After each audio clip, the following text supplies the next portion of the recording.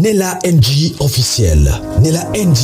Écoute, like et abonne-toi à Nella NG officiel sur YouTube. Nella NG officiel. Pour l'actualité musicale congolaise, art et divertissement, écoute la voix d'or. Nella NG te dit toute la vérité. Moura Lobi a obanga cimetière te pour malédiction sans cause. Eza nil et sans effet. Po ye makambo alobaki eza makambo ya solo. Alobi. Moura, qui est-il? Qui est-il Moura? Oza nani? Donc on peut se battre vertige boy. Pourquoi nalobi yango? Parce que nga mo nalandaki yango, na se décidé vraiment. Nalobaki yango déjà que na bandoya na ba voice cité, l'émission nanga. Na na voice cité. Ce qui est na vidéo, c'est que ça y a star. Donc chef wa groupe boy. Et donc na voice cité. So dans la vidéo, il est chef à groupe membre donc on a déjà connu. Mais na koloba quand même, il a on est poussé Moura à loba qui est à obanga cimetière té. Ya. Déjà Moura na zonga no moi sima. Moura bande ko banga ko bimisa ba makambo nyoso tanga za na ko po ebeki mukamante ba kukanga ye ba kokotisa ye makala. Akukende prison yango amelaki yango mais lokola bisika za kuna moyeba kange eza te na okai mutu moko aza koloba ke non Caleb il habite France il va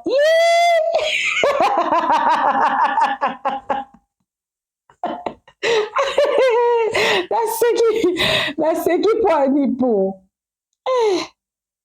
yo mundezoba Mundele, Caleb a place à porter Moura plainte. Pour votre information, exacte pour. Bangona bango monde basala ba clash pen internet. Tout le monde qui n'a pas porté qui plainte, tout le monde qui fallait apporter qui nanyo yo. Comment on écoute nani? Ça peut encore comment? Il des catcheurs là. Ou abandonner pour réclamer moi na ya fali. So combo na non. Na coupé Sabino. Comment et comment Kiminga Yuri Kalenga. Portaka est plainte parce que bandé ko réclamer moi. La plainte a été non recevable. Pour votre information, plainte on est à la non recevable.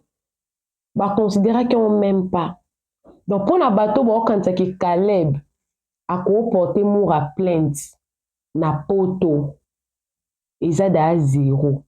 Donc Moura quand on bon besoin qui résolution que pour na yo ki balobi ba sali rassemblement ba kine na cimetière ya ba parents ya Belleville ba kine kufunda Moura pour Moura makambo azoloba est-ce que ayebi batwana o azobimisela makambo est-ce que ayebi mitema batwana o azobimisela makambo Moura pas répondre à lobi ye azobanga na ye cimetière te po makambo so oya lobaki eza ya solo bazolinga babangise na makambo ya cimetière po bazoluka bakangisa ye munoko me okangana ye munoko te po ayebi ke makambo nyonso oya bimisaki nyonso sans exception eza ya solo ya lukute eza wana te ntango nayokaki wana lobi oh c'est que makambo eza sérieux ils ont mérité analyse Moura lobi azobanga cimetière te pour makambo nyonso alobaki eza ya solo. Alors moto okuta citaki par exemple ba 2 ou 3 personnes mo mais la kanga vraiment te na kipaki on penza te na s'intéresser beaucoup plus na oya Moura pour na mona pe Moura pas les droits de réponse à wana et le monde on se pe na Moura za que soki yo lobi etant oya ako répéter non maloba o yo lobaki après ya pesi siko avis des personnes on a ba que Moura aleki bato ebele na mayele l'internet. Yes, mayele ezaka kokende classe te ko bimana ba diplôme te.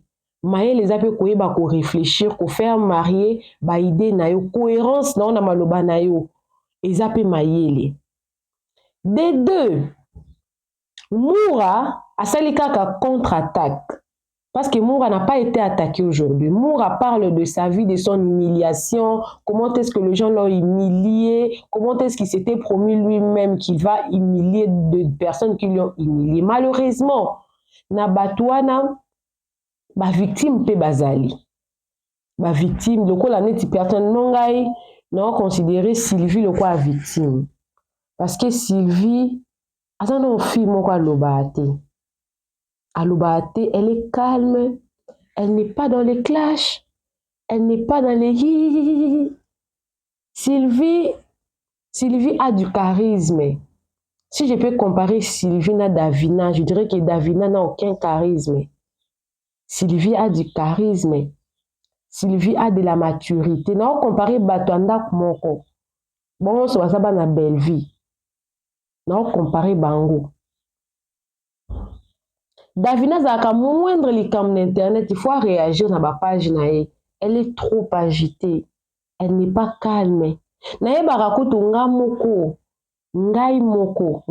ni la NG officielle ni la show. Nanda une fois vidéo à Davina na TikTok azo répondre ba abonné nae pour bazakol bakala ta bienté. Desko Davina lobi nga na la ta bienté mais j'ai plus que les habits. Nazana ba bien ils a plus que bilamba. Bino o bozo critiquer nga bozana nini. Voilà.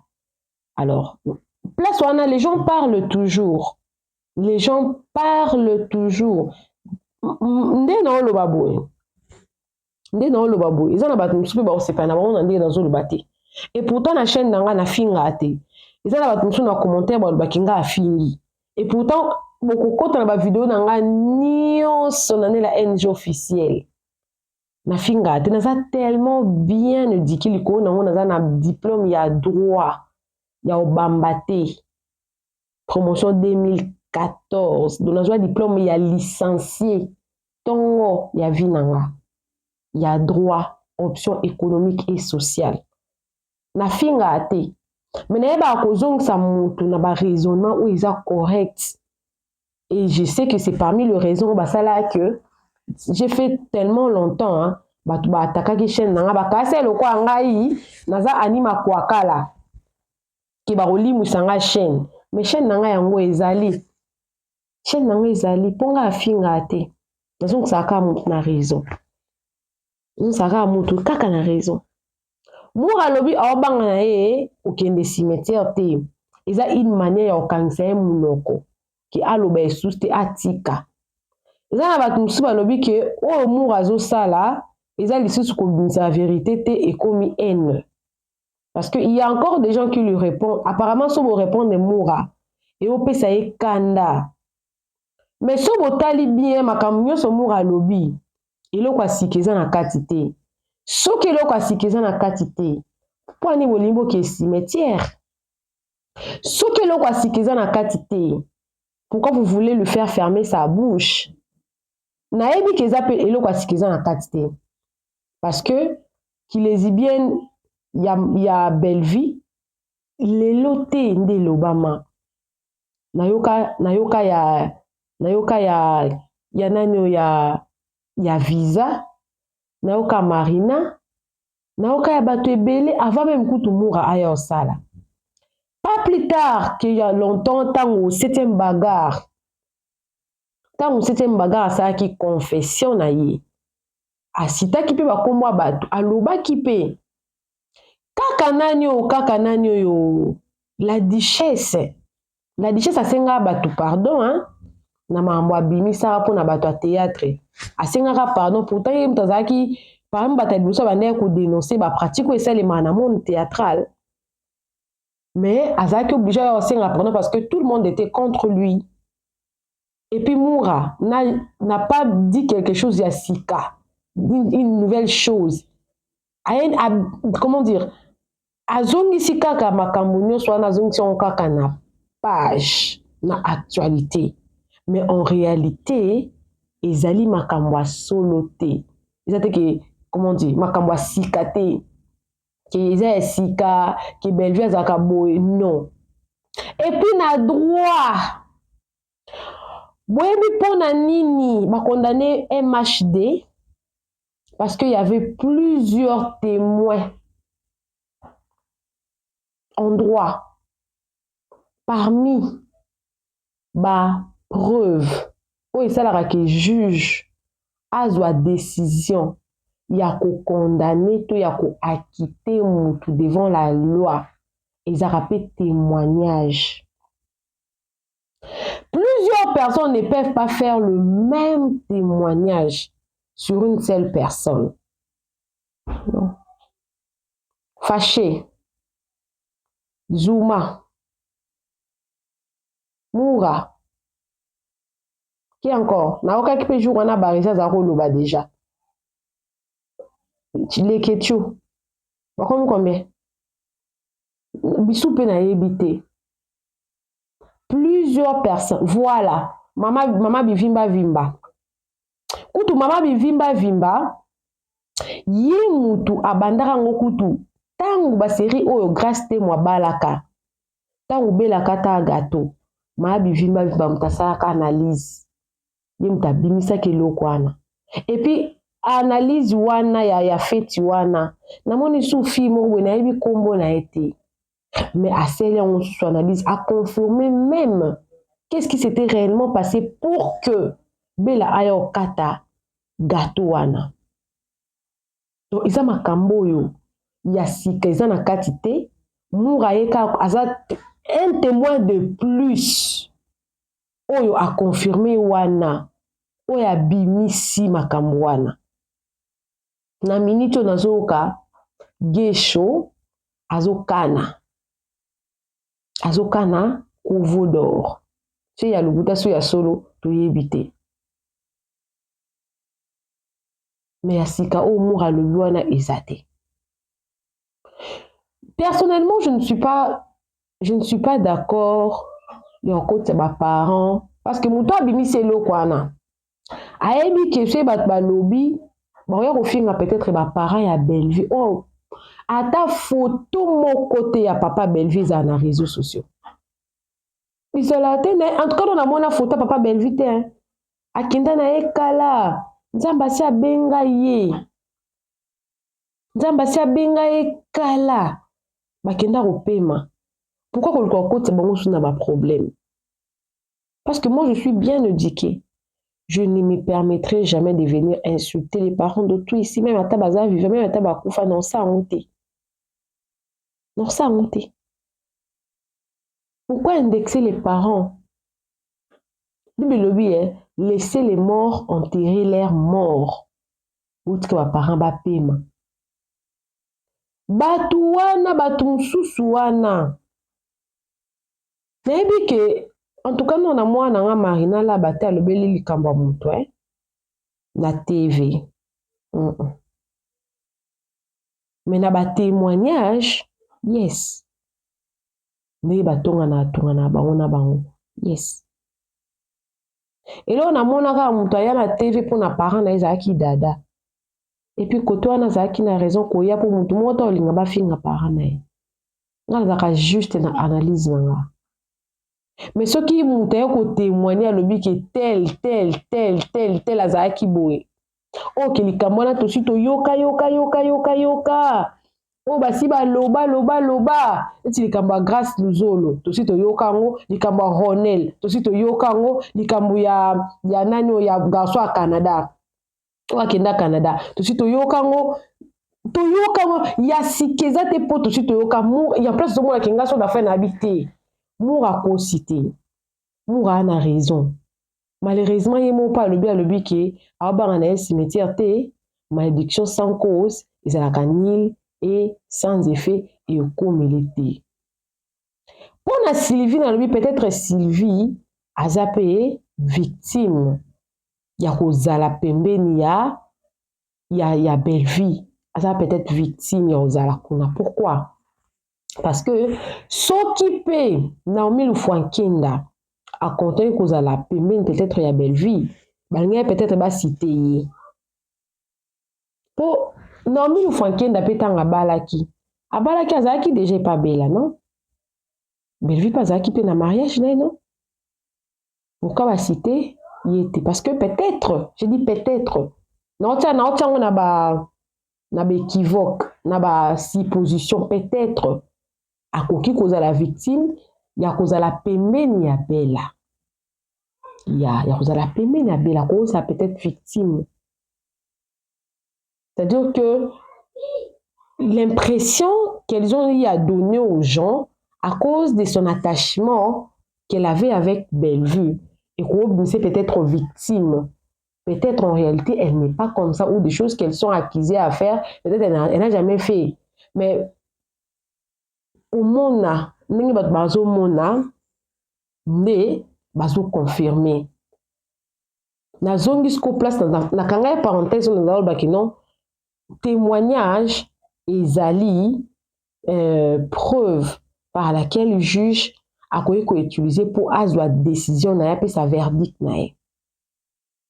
Alors, si 1, 2, 3, 4, 5, 6, 7, 10, 15 personnes disent la même chose, comme ce fut le cas, il y a MHD, c'est-à-dire que le juge peut considérer ça parce que toutes les 11 personnes ne peuvent pas voir la même chose. Si ce n'est pas vrai, et témoigner. Pour ne pas promettre que ça lui a biro bien. Ça a été. Malgré bazo finga, bazo le bakaza mukala, mais bien biro bien. Nandimite ke barésia osala témoignage moko akoloba nandimite o barésia zana na Kinshasa na minute au Bellevue na Kinshasa za na pouvoir makasi. Oui, on connaît tous notre Congo comment ça fonctionne. On connaît tous notre Congo comment ça fonctionne, et surtout la justice congolaise. Pour ce Tolanda qui logique aux la justice congolaise, mais les lots ta mère angazo esso na poste hein. Mais azongi, hein? Azongi. On connaît comment est-ce que notre justice fonctionnait. Donc, ata bariza asali menace a olobelo mo amalongate. Peut-être le Ketchou nda signa peut-être makambo. A signa peut-être makambo. To bande makambo n'internet. Et souka n'internet. Ikola makambo ba cimetière poani. Tomonaki Louison, aza TikToker, Louison akende na photo ya Mervyn na cimetière pour Mervyn azako le baba. Mervyn azako bimisa ba bombi ya batu. Mais lelo Louison suki wapi? Asuki wapi Louison? Na TikTok ne indeli ba bengi PPD. C'est compliqué actuellement dans notre pays, pas dans notre pays, dans notre monde. Ils sont très compliqués. Donc, nous se réserver makasi. Pour nous, le likambo au moura le beza lokuta. Tout le likambo au moura le beza est solo. Nous avons beaucoup plus na 4-4. Nous avons ça kaba fait. Mais nous avons conclure te. Si vous remarquez, depuis la bande ça analyse na. Nous avons ça kaba fait. Nous avons ça kaba na fait. Mais nous avons conclure l'autre. Pourquoi? Parce que dans le monde d'aujourd'hui, on ne peut pas sous-estimer quelqu'un. On ne peut pas affirmer ou infirmer une information. Seulement dans le pays où cette communauté-là, des LGBT qui sont reconnus, comme par exemple ici en Afrique du Sud, c'est reconnu et tout, que les gens assument. Mais dans notre pays, les gens n'assument plus. À moins que ça ait assumer. Pourquoi toyoki nani kombo ya papimbo mezongi su na kati ya makambo eza sika te papimbo mai azaki dana kati ebimaki et c'est pas la première personne et tango rimer ya ebimaki ezaki même pas première fois. Donc comme elo moko ya tellement compliqué natangi landi bato kuna mutu mwa kontanga episenga na sala émission en Ronel avec beaucoup d'éléments la personne m'avait fourni. J'ai dit non, je ne vais pas faire ça. Mais la personne m'a dit, Ronel a changé moi ma quartier et belé parce que ma camné on a banda au kala. Et à Sindelingali mon boy, na koti pe na li ango isa je crois na TikTok. Na tali ba commentaire beaucoup de personnes vont témoigner la même chose. Oui, ataba kosaka. Mais beaucoup de personnes ne peuvent pas mentir, parce qu'on les sous pour Ronel. Donc, c'est devenu une chose très difficile pour moi pour affirmer ou infirmer. Parce que le monde d'aujourd'hui est tellement très compliqué.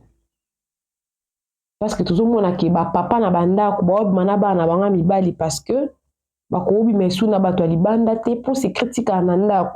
Mona papa zu mwana ya mobali, mama pa yebi me ba bomba mona ndaku.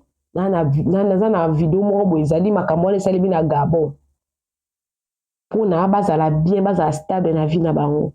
Mosusu naza nango papa beyebisi abima na mwana ye ya mwasi mwana ye ya boyi mama ne pas yebaki akufi la même semaine.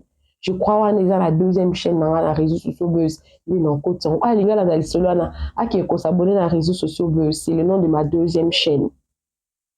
C'est très compliqué et c'est très difficile à affirmer ou à infirmer. Monsieur Bo s'est décidé qu'il y a cimetière, qu'il y a funda, moura na cimetière. Ce sont des esprits. Bien non, bah tu cimetière, bon là tu as esprit. Peut-être moura pas d'appeler la famille, parce que vous sentez que nous sommes des Africains. Hein? Chaque famille a son esprit qui protège. Chaque famille, bah ça n'a pas esprit na bango. Pour ça, par exemple, les comme la famille wana. Il faut bando ka famille ne ba pesope au porte au fond là. Si ko ndenge moura lobi ke makambo ya baki zaki ya solo. Mili mo pe ba yeba ki makambo na pesa pe ya solo. Ya lui ma John sans cause ni sans effet. Donc conséquence yebi ka bino. Mais senga zaki bino. Pour na prouver que makambo moura zo beza lokuta. J'allais apporter des preuves. Sans preuve. C'est devenu très compliqué parce que ces témoignages-là, Moura n'est pas la première personne à donner ça. Sur plusieurs formes. Sur plusieurs formes. Bino bako c'est la binoka makam. Bino bako c'est la binoka makam. Non. Bako bandaka oko c'est binoka makam te. Makam sou se koza apesa lokuta. Makam sou pe koza aka lokuta te parce que plusieurs personnes déjà on a cité bakombo wana. Tout ça qui na génération à liboso, donc comme na génération à mibale, donc qui na génération à C. Génération à liboso, ba Maxi Bondowe, ou Maxi Bondowe pas pesa qui témoignage na e. Ba mamé pela, ba système bagar, ba ibakata, ba via, toye na ba Bellevie, ba Sila, ba mama Theresia, ba Marina, ba Visa, ba wana, tokiti na ba Sylvie, Luna, ba trois générations là, ça continue, c'est la même chose. C'est la même chose. C'est la même chose. Alors, qui croire? Sans preuve, jusqu'aux preuves du contraire. Non, on dit, mais l'amour à 100%, parce que mon qui les a très compliqués. Très compliqués. Très compliqués. Coucou à tous les Nela Chou, les Nela Cœur, les Nela Love. Bienvenue à tous mes nouveaux abonnés, c'est-à-dire que tu es nouveau sur ma chaîne. N'hésite pas à t'abonner, clique la cloche de notification, aimez la vidéo, commentez et surtout partagez la vidéo. Moura, aussi longtemps que vous allez reconnaître notre Lokuta. Je pense que nous avons battu là-haut. Et moi aussi, je me suis posé la question, est-ce que Moura on dans un pamba? Point d'interrogation. Bilonde bozana monopole ba analyse. Ba to mususte. Isa mabe. O li ba sala o te bilobi. Ko sa on pe muni mate. Au risque et son la caille moko. Bisous à vous, que Dieu vous bénisse. Bye. Nela NG officiel. Nela NG. Écoute, like et abonne-toi à Nela NG officiel sur YouTube.